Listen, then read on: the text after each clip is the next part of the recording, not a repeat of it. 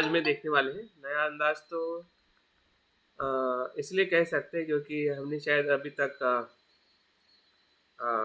जो स्मृति का अभ्यास किया है, जैसे कि आनापानसति है, फिर कायानुपश्यना, वेदनानुपश्यना, इन सभी स्मृति को हमने ध्यान में देखा है और कुछ हद तक हमने जाना भी है। लेकिन आज मुझे ऐसा लग रहा था रात से कि कुछ हम अभ्यास तो वही करें जो हम बुद्ध की शिक्षा का जो आधार है, बुद्ध से आए हुए जो मार्ग का भी हम अनुसरण करते हैं। लेकिन कभी कभी जो उसको सही तरीके से बताने वाले जो आचार्य होते हैं, गुरु होते हैं, तो उनकी शिक्षा को भी हमने बुद्ध की शिक्षा के तौर पे ही देखना चाहिए। क्योंकि बुद्ध अगर हम समय के अनुसार देखते हैं तो हमसे काफ़ी दूर है और बहुत सारे उसमें चढ़ाव उतार हुए हैं जो बुद्ध ने शिक्षाएं बताई है।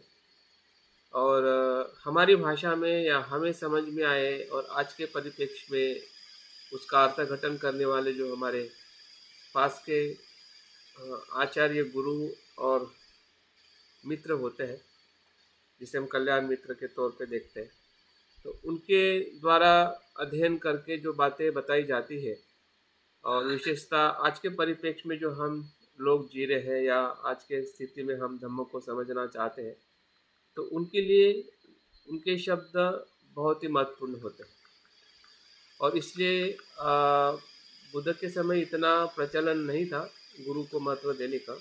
लेकिन जब बुद्ध महापरिनिर्वाण को प्राप्त हुए और उसके बाद में जो बुद्ध को समझने की जो एक गैप निर्माण हुई कि सही में बुद्ध क्या है, कैसे होते हैं, कैसे उसको देखा जाए, तो उसके बाद में जो उसको समझाने वाले जो व्यक्ति को गुरु कहा जाता था।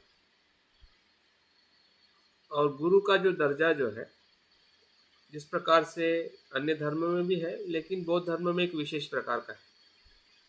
क्योंकि अन्य धर्म में गुरु कहीं ना कहीं हमेशा गुरु ही रहता है और शिष्य हमेशा शिष्य रहता है। लेकिन बौद्ध धर्म के परिप्रेक्ष्य में जब हम गुरु और शिष्य को देखते हैं, तो गुरु शिष्य को अपने पद पे लेके आता है, उसको गुरु कहा जाता है। और गुरु का सीधा जो शब्द का अर्थ जो है, गु और रू। गु का मतलब होता है अंधकार और रू का मतलब होता है उसको प्रकाशित करने वाला। मतलब अंधकार को नष्ट करने वाला जो व्यक्ति होता है या तत्व होता है, हम उसको तत्व के रूप में भी देख सकते हैं, एक चित्त के अनुभव के रूप में भी देख सकते हैं। जब हमें जो अनुभव होता है और हम वहाँ से एक प्रकाशित अवस्था में प्रवेश करते हैं, या किसी ग्रंथ या सूत्र के रूप में भी हो सकता है और मानवीय रूप में भी होता है। मानवीय रूप में होना बहुत ही ज़रूरी है, क्योंकि हम एक मनुष्य के रूप में एक मनुष्य ही एक मनुष्य को सही तरीके से मदद कर सकता है, समझ सकता है, समझा सकता है और हम समझ भी सकते हैं। तो इस प्रकार से जो गुरु का महत्व, जो विशेषता फिर बाद में महायान परंपरा में उसको देखा गया।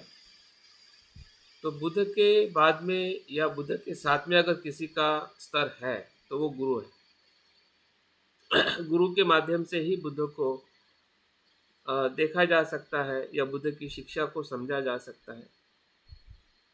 लेकिन यहाँ पे खास ध्यान रखना, गुरु मतलब बाकी धर्म में जिस प्रकार से गुरु शिष्य परंपरा होती है और उसमें हमेशा एक गैप मेंटेन होती है, उस प्रकार से गैप इसमें नहीं होती है। धीरे धीरे वो गैप पूरी तरह से समाप्त हो जाती है और शिष्य को भी उस अवस्था में लाने के लिए गुरु मदद करता है, वही सच्चा गुरु होता है। तो इस प्रकार से हमारे अगर जिस संघ से हम जुड़े हुए हैं और संघ के तौर पे बनते भी बताते हैं कि मेरे शिष्य वही है कि जो मेरी शिक्षा को भली भांति समझते हैं, अनुसरण करते हैं और उस उद्देश्य की तरफ आगे बढ़ते हैं जिस उद्देश्य को मैंने बताया है। और मैंने बताया है मतलब वो बुद्ध से ही आया है। अगर श्रोतापन्न की अगर बात बताते हैं तो उनकी खुद की बात नहीं है, हमें भी पता है। लेकिन भंते ने बहुत ही उसको ऐसा बताया है कि इस जन्म में वो प्राप्त करने की अवस्था है।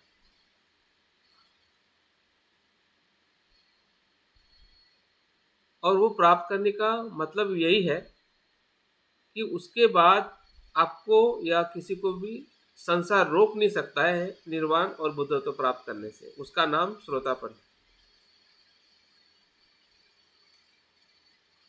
वो निश्चित होता है और प्रमाणित हो जाता है कि वो व्यक्ति जो श्रोतापन हो जाता है मृत्यु के पहले, तो उस व्यक्ति को आने वाले 8 जन्मों के भीतर या बाद में उसको निर्वाण प्राप्त होना ही होना है।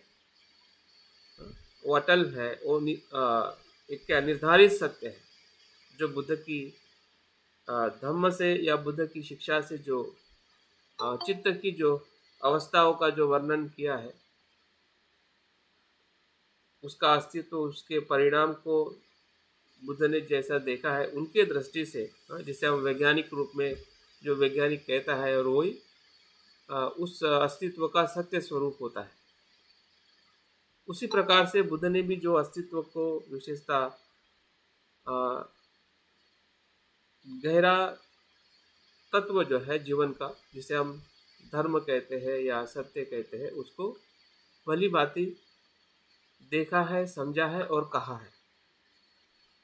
और उनके कहने से जिन जिन लोगों ने उस प्रकार से सुनकर अपने प्रयासों से जो कुछ अनुभव किया है, उसी को ही हम श्रोतापन अवस्था या अरंत की अवस्था कहते हैं। और करोड़ों करोड़ों लोगों ने बुद्ध के समय उसे प्राप्त किया। उसके बाद में भी निरंतर प्राप्त करने की संख्या बढ़ते गई है। और आज भी ऐसे लोगों की अवस्था को प्राप्त किए हुए लोग हैं, तभी बौद्ध धर्म जीवित है। इतना अगर बौद्ध धर्म फैल रहा है, फूल रहा है, जहाँ पे पूरी तरह से समाप्त हो गया था, उस जगह से भी अगर बौद्ध धर्म आगे बढ़ रहा है, जिसे हम भारत की भूमि कहते हैं, बुद्ध की भूमि कहते हैं, उस भूमि से ही धर्म पूरी तरह से लुप्त हुआ। और उसी भूमि से फिर से 19वीं शताब्दी में अनाकारिक धर्मपाल बाबा साहब आम्बेडकर और संरक्षित जी एक ऐसी कड़ी है कि जो पूर्व और पश्चिम के देशों को एक करने वाली कड़ी है। अभी तक अगर आधुनिक जगत में देखा जाए तो ऐसा कोई व्यक्तित्व हमें देखने को नहीं मिलता है कि जिन्होंने वेस्ट और ईस्ट और वेस्ट को पूरी तरह से एक साथ में लाने का धम्म के माध्यम से अगर किसी का प्रयास रहा है, तो बनते संरक्षित जी का ही योगदान है। ऐसा हम देख सकते हैं कि पूरे विश्व को उन्होंने संघ के माध्यम से बुद्ध और धम्म के संपर्क में लोगों को लाया है। मतलब एक सिस्टमैटिक तरीके से, सुचारू रूप से, और ऐसा सुचारू रूप कि वो अगर जहाँ पे भी बेस बन जाता है और बन गया है, वो कभी बिखरने वाला नहीं है। कितना भी तूफान आए, कितनी भी मुसीबतें आए, लेकिन वो बेस कभी बिखरने वाला नहीं, क्योंकि उन्होंने बेस ही ऐसा बनाया है। फिर उनके वो दीक्षा पद्धति हो, शिक्षा पद्धति हो, धम्म में आने का उद्देश्य हो, आचरण करने की जो अनुभूति हो, हर एक बातों को उन्होंने बहुत ही सुचारू रूप से हमारे सामने संघ के माध्यम से जो रखा है। तो संघ एक प्रकार से बोधिसत्व का रूप है, जिसे हम अवलोकितेश्वर कहते हैं। और उनके चिंतन से जो कुछ भी चीज़ें हमें सीखने को मिली है या हम सीखने का जो प्रयास कर रहे हैं, तो उनकी ग्रंथ संपदा भी जो है असीम है। भले संख्या में 100 ग्रंथ कह सकते हैं कि उन्होंने अपने जीवन काल में करीबन 100 ग्रंथ की रचना की है, लेकिन वो 100 ग्रंथ में उन्होंने सबको समेट लिया है। बुद्ध से लेके आधुनिक जगत तक जो भी वैज्ञानिक दृष्टिकोण है, मनोवैज्ञानिक तत्व है, आज की और आज से आने वाली जो हमारी ज़रूरत है, उन सबको समेट लिया। उन्होंने ऐसा कोई चीज़ छोड़ी ही नहीं है अपने अनुभव में और अपने चिंतन और लेखन में भले एक ही ग्रंथ हो, एक ही अगर उनका लेख हो या एक ही अगर प्रवचन भी रहा होगा, फिर भी उन्होंने उस तत्व को पूरी तरह से उसमें समेट लिया है, जो आज और कल वो हमें ज़रूरत पड़ने वाला है। तो उनके अस्तित्व की जितनी हम बात करें उतनी कम है, लेकिन उनके ही विचारों से या उनके ही चिंतन से जो सजागता और स्मृति और सजगता को लेके जो उन्होंने बात की है, और विशेषतः हम अष्टांगिक मार्ग में सम्यक स्मृति का जो सराव करते हैं, उसमें बंते जी की जो 4 प्रकार की स्मृति है उसका आज हम अभ्यास करने वाले हैं।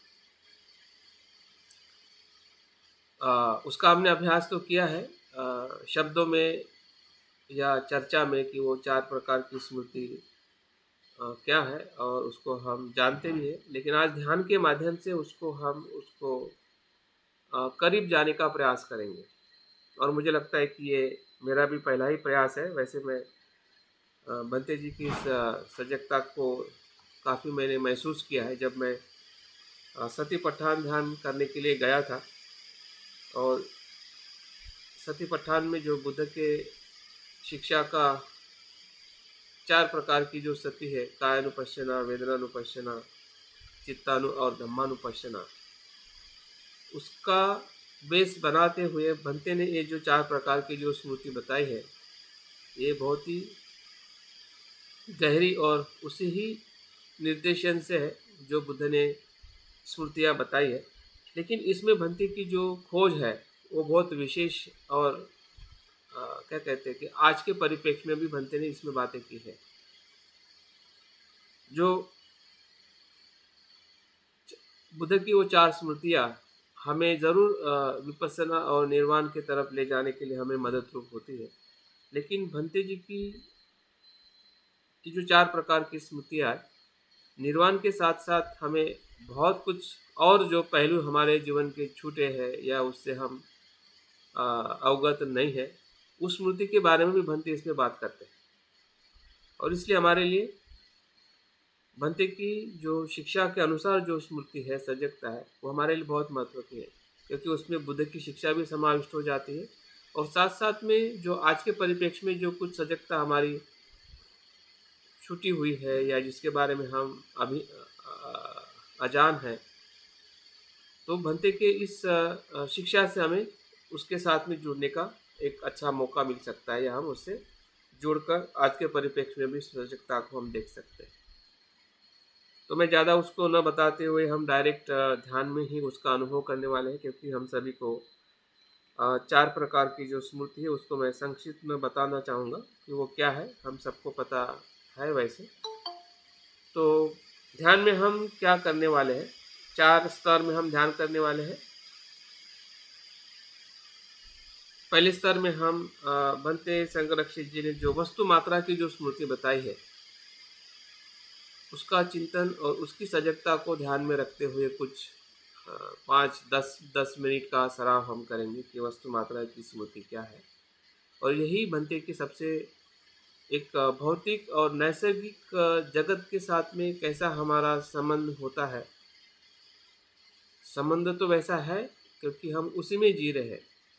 99% अगर हमें किसका आधार है, वो वस्तु मात्रा का है।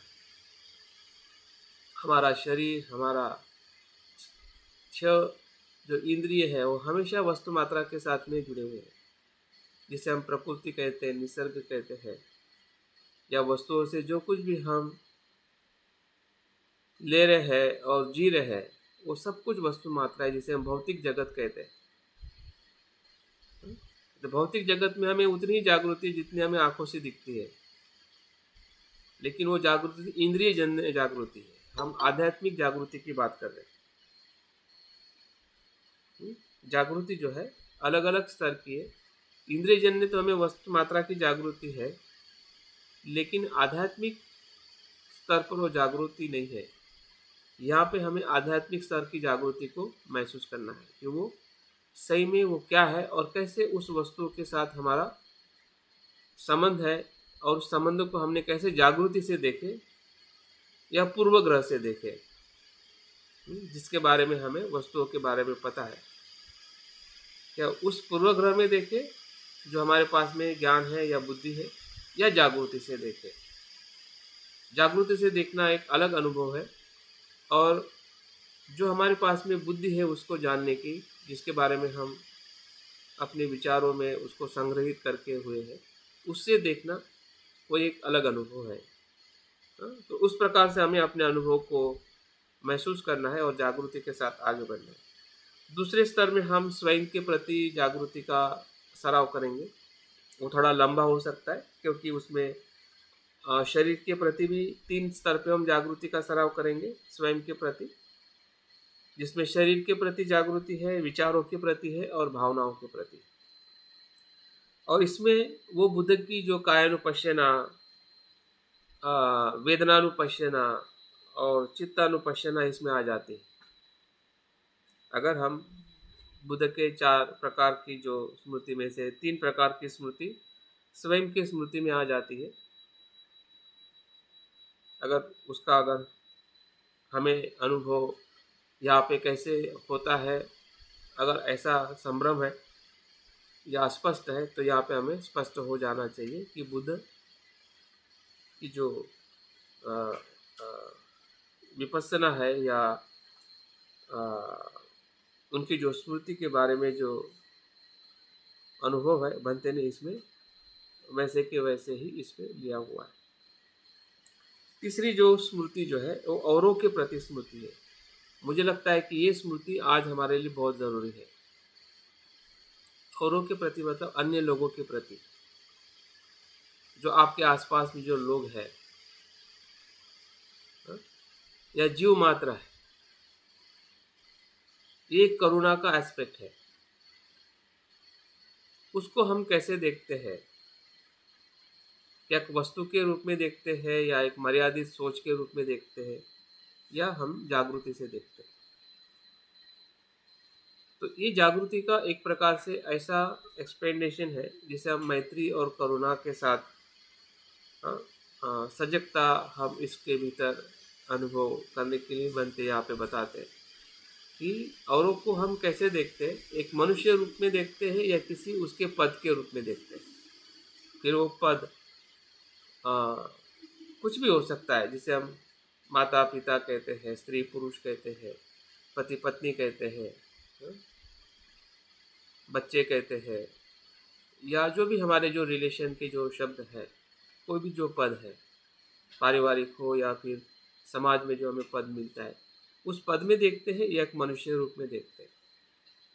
इसी से ही हमारी सब कुछ संबंध है या दुख है, इसी आधार पर निर्माण होता है कि हम सजग है या सजग नहीं है। तो ये तीसरे प्रकार की जो सजगता, इसका हम थोड़ा अभ्यास करेंगे। और चौथे प्रकार की जो है वो है अंतिम सत्यता के प्रति जागृति।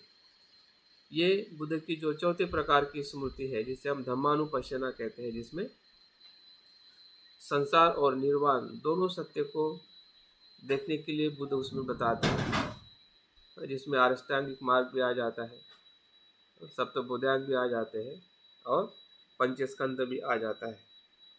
तो यही अंतिम सत्यता के प्रति हम कैसे सजग रहे, जिसे हम दूसरे अर्थ में शून्यता के अनुभव के साथ हम अस्तित्व को, स्वयं को और पूरे निर्वाण और संसार की जो अभिन्नता है, शुरुआत में हमें वो भिन्न भिन्न दिखते हैं, लेकिन जैसे जैसे हम उस मार्ग पर चलने लगते हैं, वैसे वैसे हमारा भ्रम टूटने लगता है। और वो भ्रम टूटना ही एक प्रकार से बुद्धत्व के भीतर जाने का अनुभव है। अगर वो भ्रम नहीं टूटता है, द्वंद्व का भ्रम नहीं टूटता है, तो सत्यता के भीतर हम नहीं जा सकते। शुरुआत में वो ज़रूरी है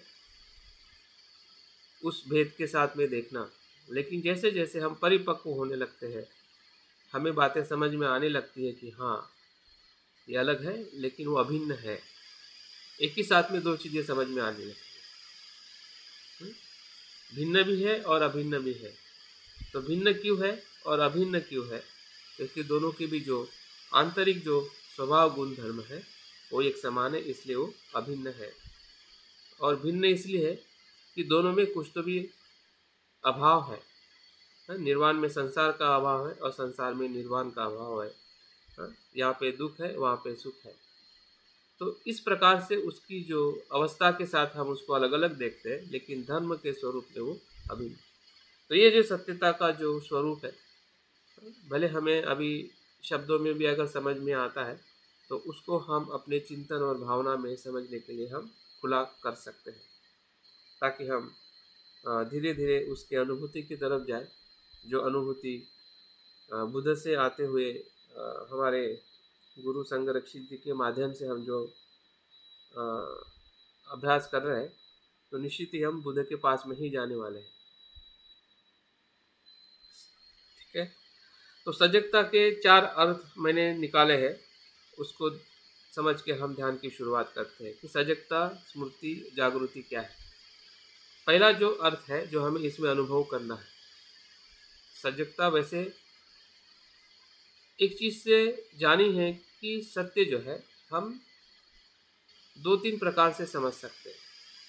पहला जो प्रकार है जिसे हम बहुत ही सामान्य और प्राथमिक स्तर कहते हैं, वो है संज्ञा और विचारों से हम सत्य को जानते हैं, जिसे हम दूसरे अर्थ में बुद्धि से सत्य को जानना, जो हमने डेटा बचपन से लेके जो कलेक्ट किया है, ठीक है, जो डेटा हमें बचपन से लेके या पूर्व जीवन में भी जो डेटा हमारे साथ में कलेक्ट हुआ है, उसके जो पूर्व संस्कार हमारे चित्त में है या ज्ञान है, जो अभी हमें बचपन से लेके अभी तक जो हमें बौद्धिक ज्ञान उन्नति जो हुई है, उससे जो चीज़ों को हम जानते हैं वो एक प्रकार का ज्ञान है, जानना है। ठीक है, जो अक्सर हम उसी के आधार पर चीज़ों को जानते हैं, मानते हैं, अन्यथा हम पूरी तरह से अस्तित्व को नकार देते हैं कि ऐसा नहीं होता है, ऐसा नहीं हो सकता है। और यही चीज़ है कि जो हमें दुखदायक और पीड़ादायक बन जाती है, क्योंकि जिस चीज़ को हम जान रहे हैं, अगर वो पूर्ण जाना हुआ है तो हमें पीड़ा नहीं होनी चाहिए। अगर पीड़ा हो रही है, इसका मतलब ये है कि अभी तक हमने बहुत कुछ नहीं जाना है कि जो जानने जैसा है। तो जब हम उस बुद्धि से पर उठने के प्रयास करते हैं, वही सजगता है। बुद्धि को नहीं मानना वो सजगता नहीं है, बुद्धि को तो मानना है। जहाँ तक बुद्धि आपको जानकारी, जहाँ तक आपको लेके जा सकती है चीज़ों को समझने के लिए, वहाँ तक हमें बुद्धि को ज़रूर मानना है। लेकिन वही अंतिम है। इस मूर्खता में जाना, ये सबसे बड़ी मूर्खता है मनुष्य जीवन की। यही अज्ञान है, बुद्धि को अंतिम मानना जो हम जान रहे हैं। और आजकल वैज्ञानिक लोग भी है ना, उससे बियॉन्ड देख रहे हैं। इसलिए कभी कभी अगर आपने सुना होगा, जो ब्रह्मांड का अवलोकन करते हैं, जिसे हम वैज्ञानिक कहते हैं, और जिन्होंने ब्रह्मांड की खोज की है कि तारे क्या है, गैलेक्सीज क्या है और किस प्रकार से संसार का उद्भव हुआ है, उसके बारे में जो बताते हैं कि हमने जो जाना है वो इतना नहीं है कि जितना अभी तक जानना बाकी है। हाँ, तो क्या कहते हैं कि जो ब्रह्मांड के बारे में हम जान चुके हैं अभी तक, पृथ्वी हो या ग्रह हो या जो कुछ भी उत्पत्ति और उसका जो भी स्वभाव है, वो जाना है। हमें लगता है कि बहुत कुछ जान लिया है, लेकिन वो कहते हैं कि इतना जानने के बाद में भी जो जाना नहीं है अभी तक, वो अनंत है। और उस दृष्टि से वो लोग संशोधन करते हैं, तो उसके प्रति वो सजग रहते हैं कि वो चीज़ क्या हो सकती है। वो वहाँ से सजगता है। बुद्धि के पर जाने का अनुभव ही सजगता है। अगर बुद्धि के अंदर ही अगर हम जानेंगे तो वो सजगता नहीं होगी, वो विचारों की ही जानना होगा, जो विचारों के साथ में हम ऑलरेडी जान चुके हैं। कि जो अस्तित्व को जितना हम समझ रहे हैं, तो वो समझना मतलब सजगता नहीं है। ध्यान रखिए, उससे थोड़ा ऊपर उठकर और क्या चीज़ें घटित हो रही है। तो वो जानने का मतलब ये है कि वर्तमान के क्षण को जानना। अभी बुद्धि से वर्तमान क्षण को जाना नहीं जा सकता है, उसमें रहने से जाना जा सकता है, उसके साथ में एकरूप होने से जाना जा सकता है, और वही अस्तित्व का सत्य अनुभव है, या वही जागृति है। अगर कहना है कि जागृति क्या है, तो उस क्षण में उस वस्तु के साथ में एकरूप होना, या उसके स्वभाव गुण को, गर्म है तो गर्म जानना, ठंडा है तो ठंडा जानना, अच्छा है तो अच्छा जानना, कुशल है तो कुशल जानना, जैसा भी उसका जो भी स्वभाव है, उसको उसी स्वभाव में जानने का नाम ही उसके साथ में रहना और सजगता से उसको फील करना, उसका हो जाना, या वो तुम्हारा हो जाना, वो सजगता का अनुभव है। जैसा कि सांस का हो, शरीर का हो। सजगता एक प्रकार से ऊर्जा है जो हमें उस विषय के साथ में पूरी तरह से एकरूप कर देती है, उसका नाम सजगता है, जिसमें किसी प्रकार का भी पूर्वग्रह नहीं होता है। पूर्वग्रह से मुक्त जो चेतना जो है या मन है, वही सजगता है। अगर आप पूर्वग्रह से उसको देख रहे हैं, पूर्व विचार से, अनुभव से अगर आप उस अस्तित्व को देख रहे हैं, तो वो सजगता नहीं है, वो आपकी बुद्धि है, पूर्वग्रह है कि जिसके बारे में आपको पता है, और उसी के आधार पर उस चीज को आप देख रहे हैं। जैसे कि आप फूल को देख रहे हैं, अभी फूल को जो देख रहे हैं, वो आपके मन में उसका एक इम्प्रेशन है, गुलाब का फूल है, बस उसी से उतना ही जान रहे हैं कि गुलाब का फूल ऐसे कलर का हो रहा है, थोड़ा मुझे अच्छा लग रहा है, उसकी कुछ अच्छी महक आती है, बस इतना ही जान रहे, उससे ज़्यादा कुछ नहीं जान रहे। लेकिन जब आप जागृति से उस फूल को देखते हैं और उसको जानने का जो प्रयास करते हैं, वो अलग अनुभव है, वो शब्दों में भी शायद बयान नहीं किया जा सकता। तो वो जानना है, वो सजग होना है। अगर हम फूल को देख रहे हैं, पूर्वग्रह से वो मुक्त होता है, और जितनी भी हमारे उसके प्रति विचार है, धारणा है, वो सब कुछ टूटने लगते हैं। उसका टूटना मतलब ही जागरूक होना है। अगर वो बना है, वो धारणा है, विचार है, उस वस्तु को हम उस धारणा से देख रहे हैं, पूर्व विचारों से देख रहे हैं, और वो नहीं टूट रहा है, तो इसका मतलब हम सजग नहीं है। वो उसका टूटना ही सजगता है। वही चित्त क्षण जो है, वही स्मृति है, वही जागृति है, जब हम उस अस्तित्व को या उस पहलुओं को, जो 4 प्रकार के पहलू या 4 प्रकार के स्तर की बात जो बनते संरक्षित जी ने की है, वस्तु मात्रा की हो, स्वयं की हो, औरों की हो, और अंतिम सत्यता की। तो एक प्रकार से वस्तु मात्रा से लेके बुद्धत्व तक की अवस्था तक, जैसे कि बुद्ध को हम संपूर्ण जागरूक व्यक्ति कहते हैं,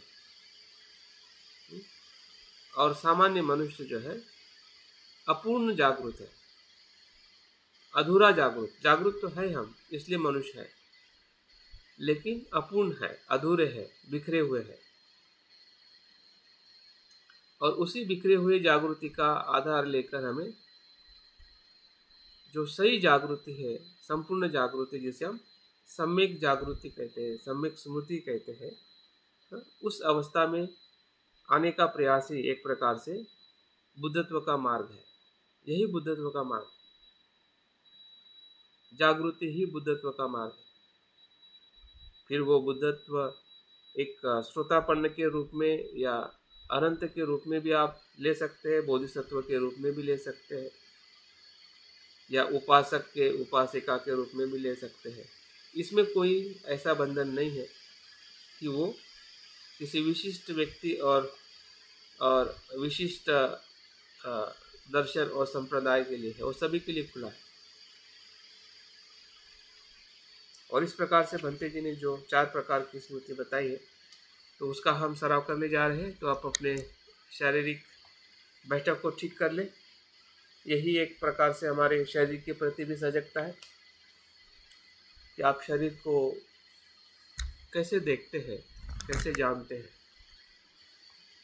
और जो हमारी गलत धारणाएं हैं देखने की, जैसे जैसे टूटती है वैसे वैसे हमारी स्मृति आगे बढ़ती है।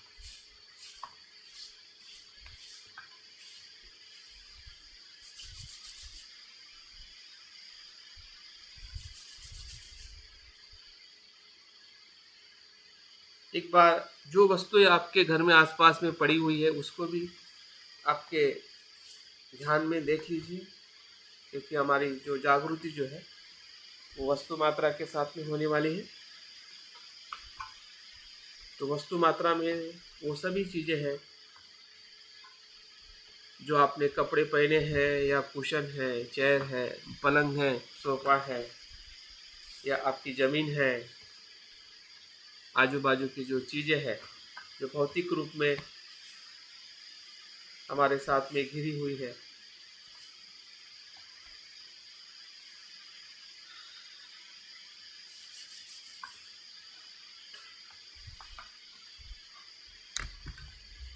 मुझे लगता है कि अभी हम ध्यान के लिए तैयार हैं।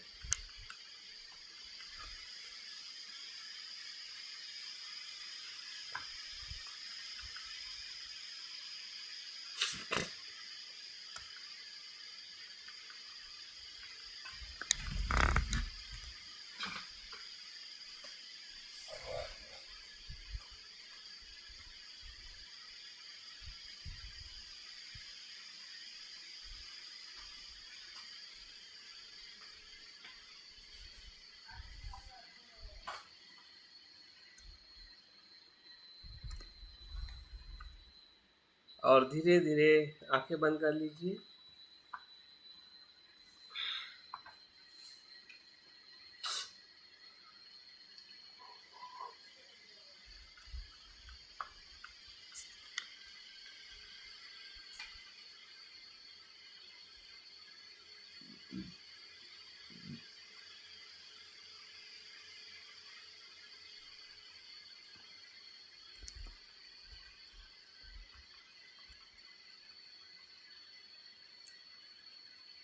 जैसे हम आंखें बंद करते हैं तो बहुत सारे विचार हमारे मन में,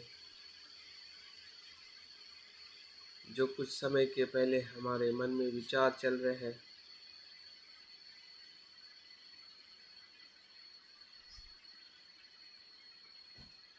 या उस कुछ पूर्व के विचार, भविष्य के विचार आ रहे हैं और चले जा रहे हैं, उसका प्रवाह, उसको महसूस करें। और उस विचारों के प्रवाह में धम्म छंद का प्रवाह भी हमें महसूस हो रहा है। कि ध्यान करने की रुचि उसी विचारों में महत्वपूर्ण है जिसके कारण मैं ध्यान के लिए बैठा हूँ।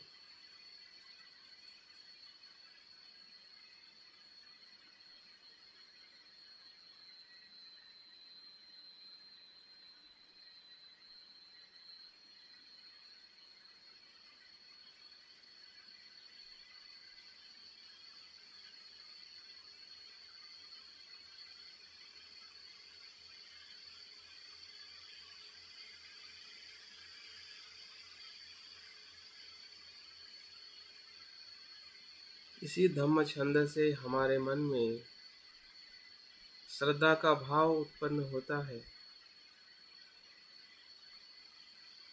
जिस दिशा में धम्म छंद ले जा रहा है वो बुद्ध का शरण है, धम्म का शरण है, संघ का शरण है।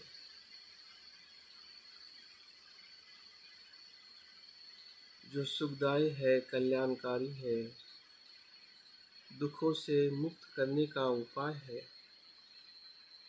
ऐसे बुद्ध, धम्म और संघ को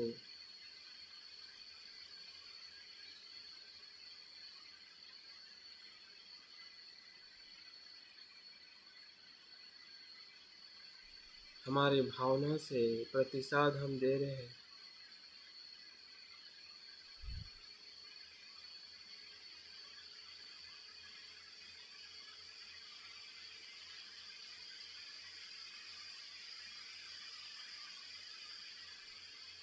और ध्यान के प्रति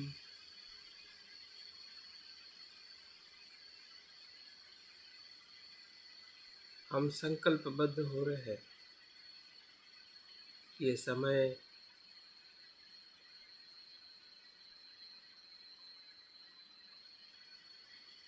ध्यान के लिए समर्पित है।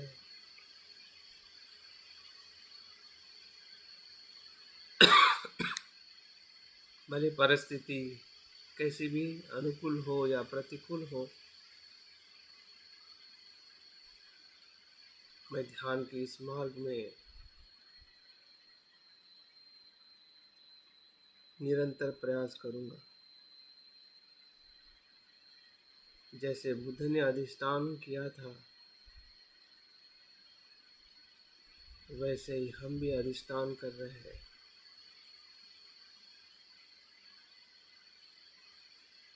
मन को जानने का, मन को सजग करने का, स्मृतिमान होने का।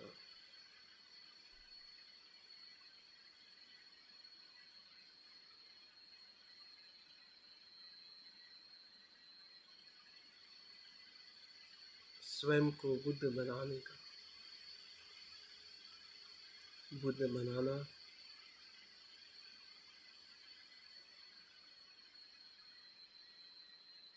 जागरूक बनना है।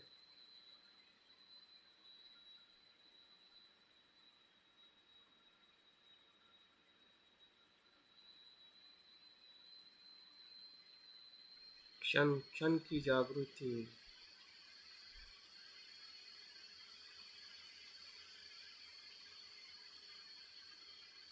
वर्तमान की जागृति।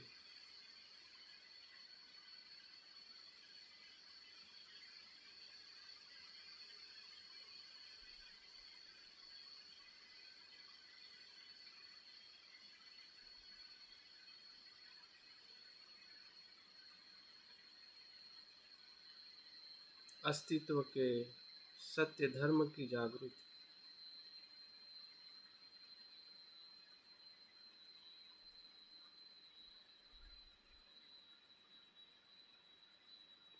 सजगता एक प्रकार से हमारे भीतर एक प्रकाश का स्वरूप है।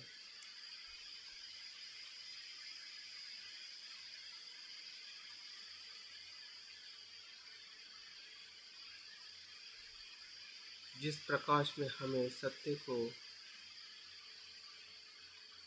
उसके धर्म में अनुभव करना है,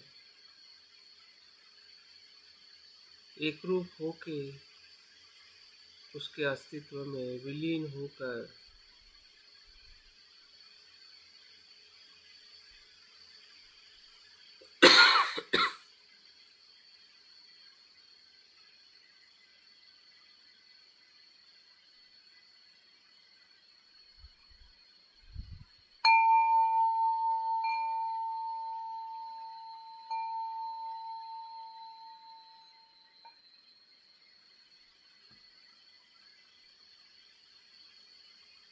उर्गेन भंते संरक्षित जी के द्वारा बताई गई 4 प्रकार की स्मृति का सराव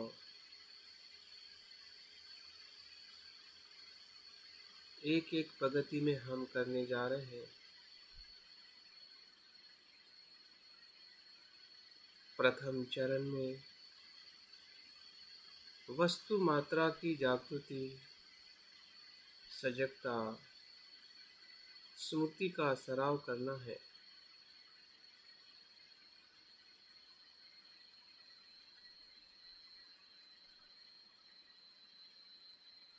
तो वस्तु मात्रा क्या है और जागरूक होना क्या है? वस्तु मात्र वो सभी वस्तुएं है जिसे हम भौतिक वस्तु कहते हैं,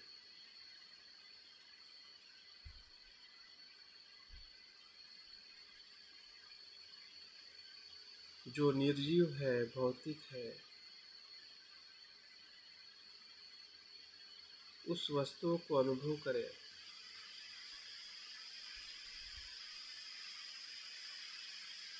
उसको पहचानिए।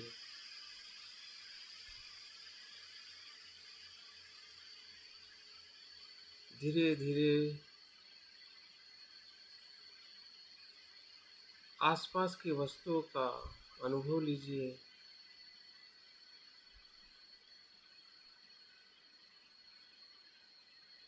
जैसे कि हमने पहने हुए कपड़े, वस्त्र, ये भौतिक वस्तु है।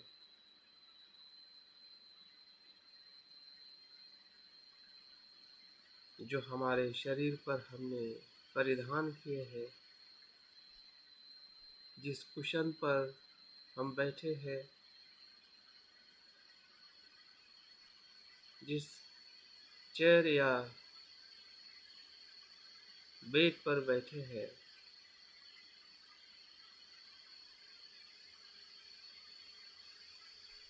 और आसपास की जो वस्तु है, अगर हमारा मोबाइल है, पंखे है, अलमारी है, टेबल है, कुर्सी है,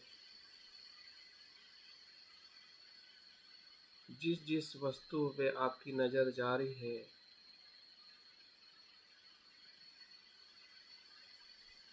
उसका मन आप जान रहे हैं। उस वस्तु में भी मन है,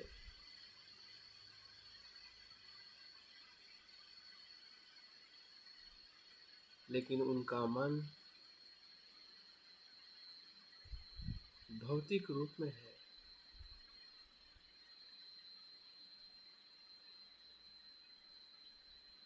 हम उसे संज्ञा के माध्यम से जान रहे हैं।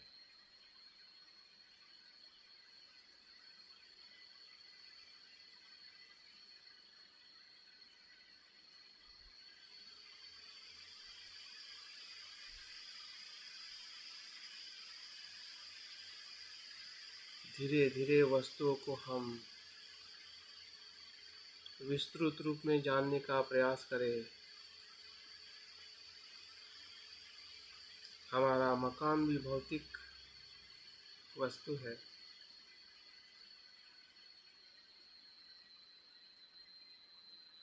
घर के बाहर जो जमीन है, पेड़ पौधे हैं, अन्य सभी बिल्डिंग मकाने हैं,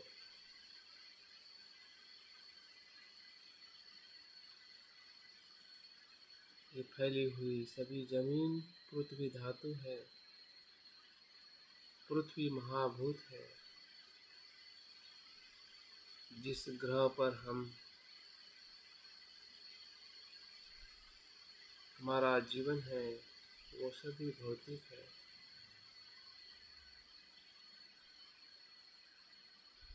पहाड़, नदियाँ, सभी निसर्ग की सुंदरता,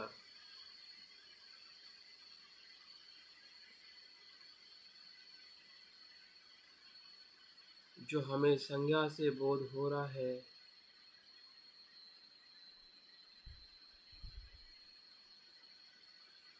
उसका बोध होने दीजिए। देखिए वो बोध, वो सजगता कहाँ तक हमें ले जाती है।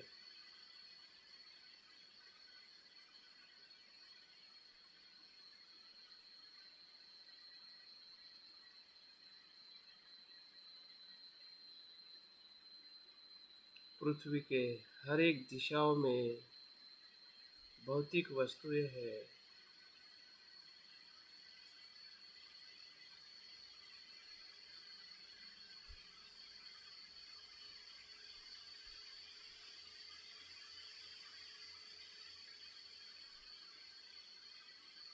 जो चार महाभूतों से बना हुआ है।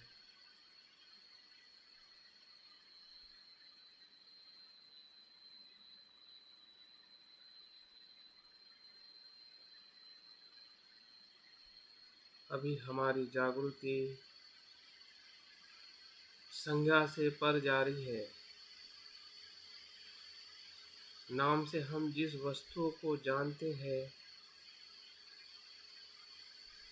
और उसी को सत्य मानते हैं।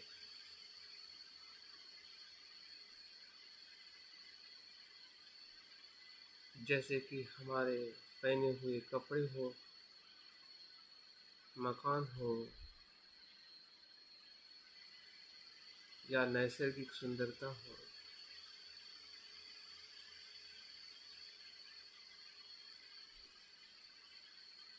या ब्रह्मांड में सभी ग्रहों का, तारों का, आकाश गंगाओं का जो अस्तित्व है, वो भी सभी वस्तु मात्र है।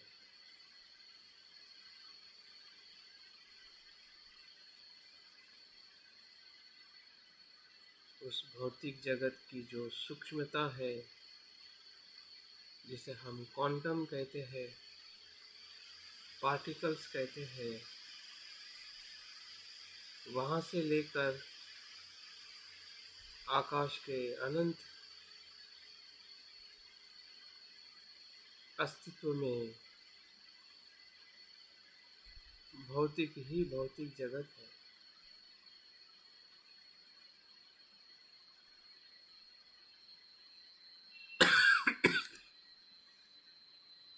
जिसे हम नाम देकर जानते हैं कि ये पृथ्वी है, ये सूरज है, ये पेड़ है, ये फूल है, ये नदी है, पहाड़ है, ये घर है, वस्त्र, ये सामान्य जागृति है।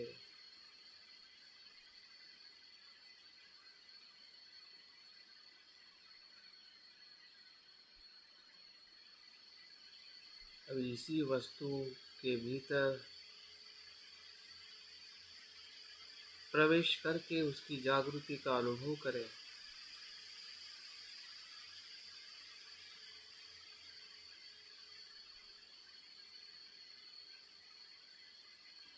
उससे एक रूप हो जाइए। अभी शब्दों से नहीं, उसके धर्म से अनुभव करें।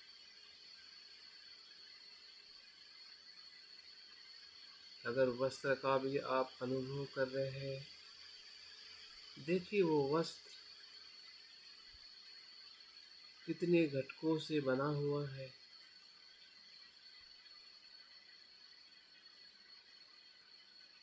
उसका धर्म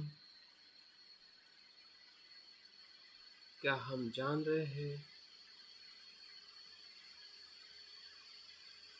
उसकी उपयोगिता क्या है?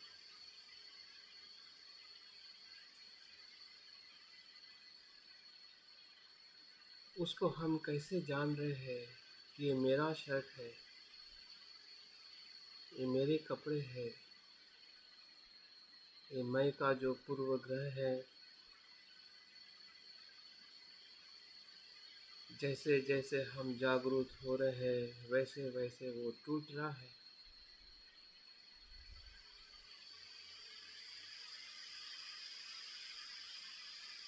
क्योंकि इस वस्तु को मैंने तो बनाया नहीं है, ये तो निर्माण हुई है।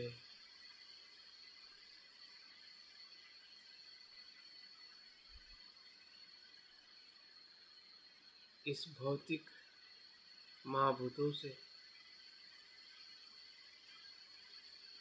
उसका तो मैं सिर्फ उपभोग कर रहा हूँ।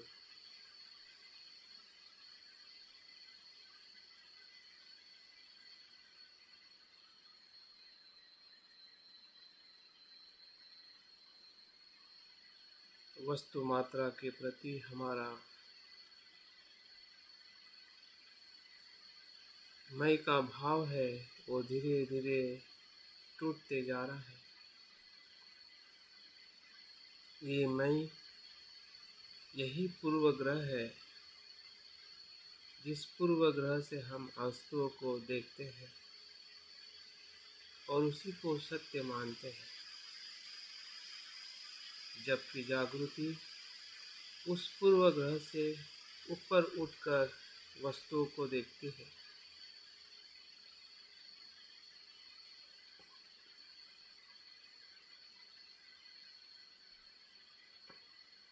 फिर हमारे पहने हुए वस्त्र हो या घर में जो वस्तुएं हैं,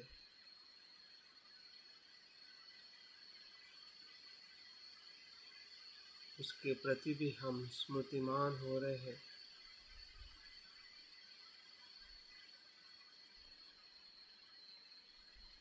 उसके अस्तित्व को उसके धर्म में देख रहे हैं।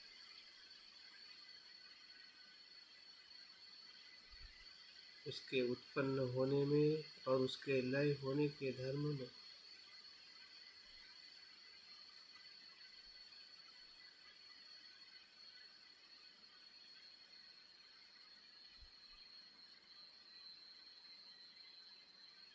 हर वस्तु परिवर्तनशील है, अनात्मभावी है। उस वस्तु की जो सूक्ष्म धर्म है, उसको जानना ही स्मृति का अनुभव है।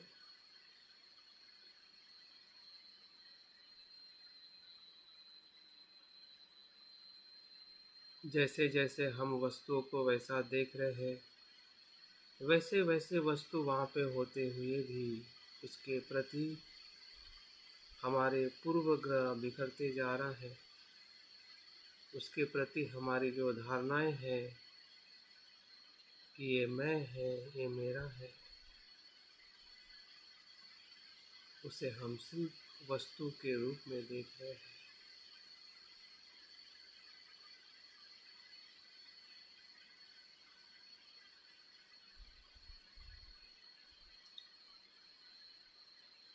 फिर वो हमारे वस्त्र हो, कुशन हो, घर हो, घर की वस्तुएं,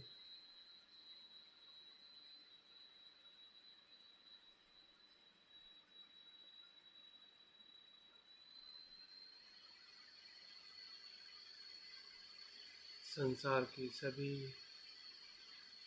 नैसर्गिक भौतिक चीज़ें, पेड़ हो, पौधे हो, नदी हो, पहाड़ हो,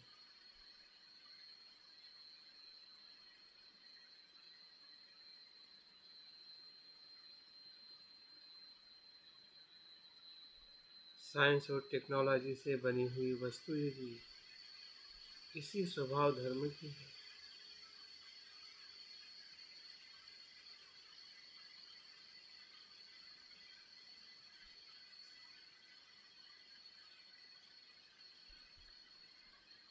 सभी पृथ्वी, आप, तेज, वायु, इन चार घटकों से ही बनी हुई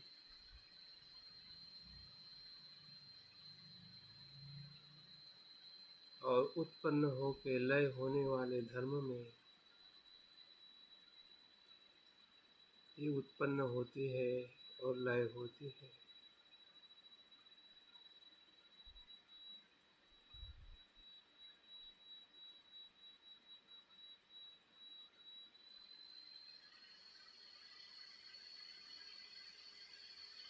यही सजगता है, यही स्मृति है। वस्तु मात्रा को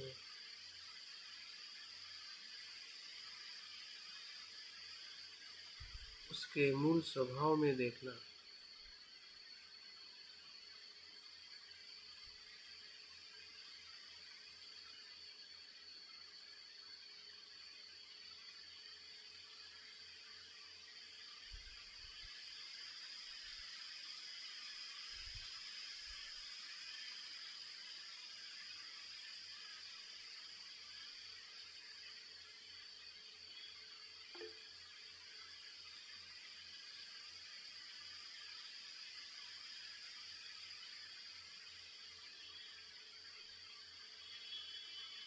पूरे ब्रह्मांड के प्रति हम ऐसा ही देख रहे हैं, सजगता से।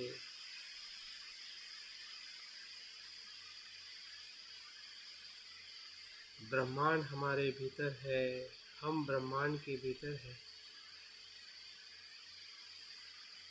हर सूक्ष्म चीज में ब्रह्मांड है। जिसे हम चार महाभूत कहते हैं, उसी से चीज वस्तुएं बनती है, विकसित होती है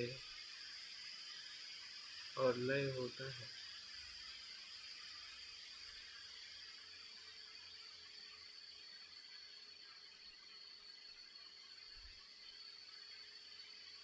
फिर वो हमारे वस्त्र हो या पृथ्वी हो या तारे हो या आकाश गंगा हो,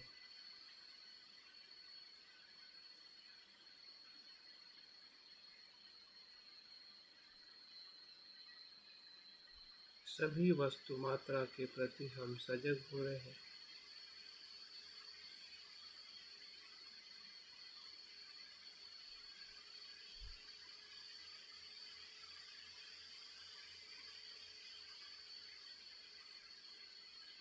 उनको देखने का नजरिया हमारा बदल रहा है।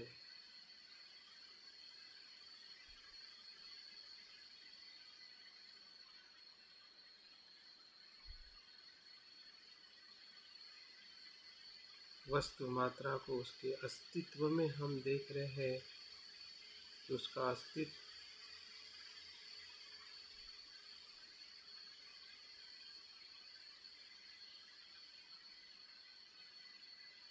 एक समान है। फिर वो वस्त्र हो या मकान हो या इस ब्रह्मांड की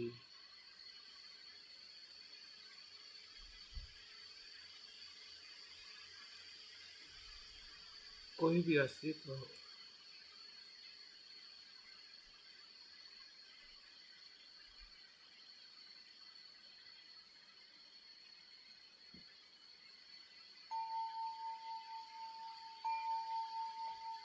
ध्यान के दूसरे चरण में हम प्रवेश कर रहे हैं।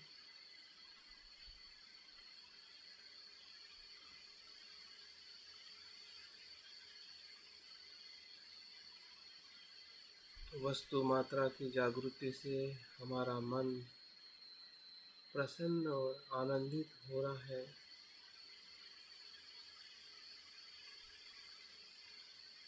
वस्तु मात्रा को देखने के हमारे दृष्टि में बदलाव हुआ है, सजगता का विकास हुआ है।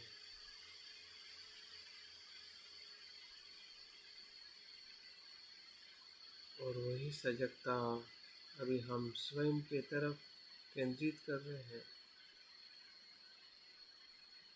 स्व की जागृति। क्या स्व नित्य है या अनित्य, आत्मभावी है या अनात्मभावी?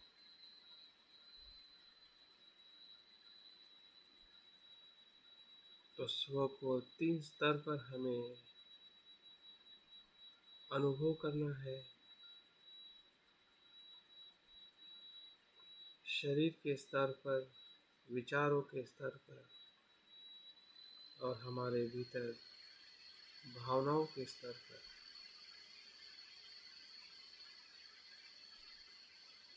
देखिए, शरीर सांस ले रहा है और छोड़ रहा है, यही शरीर है। कहने के लिए, दिखने के लिए या सामान्य बुद्धि से शरीर को हम ठोस देखते हैं, सुंदर देखते हैं, निरंतर सुख देने वाला देखते हैं।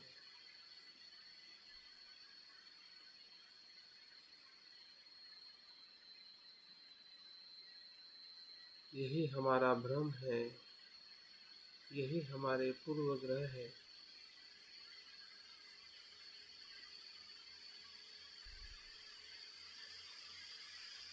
लेकिन जागृति से हम देख रहे हैं, सर से लेके पांव तक सांस ही सांस है, तरंग ही तरंग है।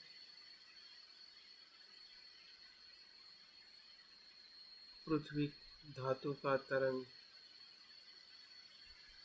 जो जड़ता का अनुभव कराता है,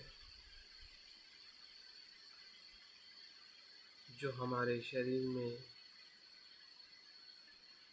आकार है, जड़ है, हड्डियाँ और मांसपेशियाँ हैं, ये पृथ्वी धातु है।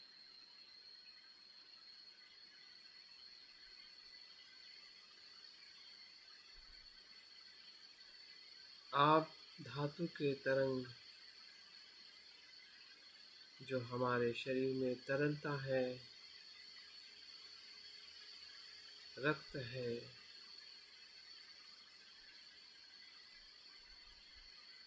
सभी केमिकल्स है,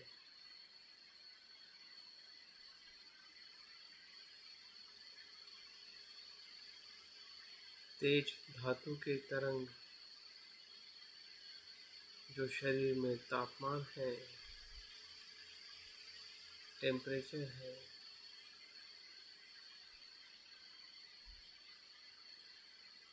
उसी धातु के कारण है। वायु धातु के तरंग